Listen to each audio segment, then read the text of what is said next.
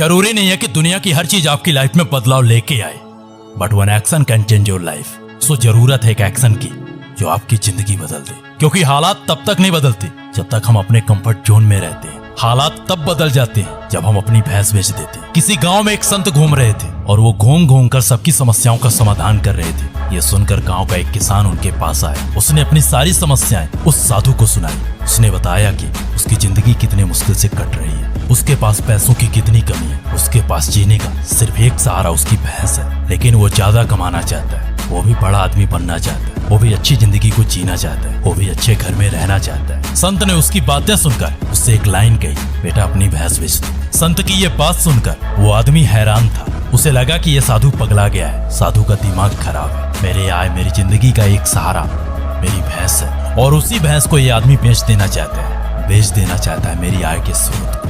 लगता है भैंस बेचवा के मुझे भी अपनी तरह बाबा बनाना चाहता है। उसके रिएक्शन से साधु समझ चुका था कि उस आदमी के दिमाग में क्या चल रहा है, वो क्या सोच रहा है। मुस्कुराते हुए संत ने उससे कहा, जाओ कल से तुम गरीब नहीं रहोगे। ये सुनकर किसान बोला, कैसे? तो बाबा ने कहा, वो हम पर छोड़ दो, हम सब देख लेंगे, आप अपने घर जाओ, कल से आप गरीब नहीं रहो। ये सुनकर किसान घर चला गया, ये सोचते हुए कि कल की सुबह वो अमीर बन जाएगा, वो भी अच्छी जिंदगी जीने लगेगा, उसके पास भी पैसे ही पैसे होंगे। लेकिन अगली सुबह जो उसके साथ हुआ, उससे वो किसान हिल गया। उसके पैरों के नीचे से जमीनें खिसक गई, वो खड़े खड़े गिर गया, क्योंकि अगली सुबह उस बाबा ने उसकी उस भैंस को बेच दिया। कल तक तो वो सिर्फ गरीब था, आज वो कंगाल हो चुका था। आज उसके जेब में 1 रुपए नहीं था, और किसी को नहीं पता था कि भैंस बेचने के बाद वो साधु वहाँ से कहाँ गया। किसान ने खूब ढूंढा, लेकिन वो साधु किसी को कहीं पर नहीं मिला। कुछ साल बाद जब वो साधु उस गांव फिर से आया, तो उसने देखा कि वो गांव पूरी तरह बदल चुका था। वो जगह पूरी तरह बदल चुकी थी। जहाँ उस किसान की झोपड़ी थी, वहाँ एक महल था। जहाँ एक भैंस होती थी, वहाँ सैकड़ों भैंस थी।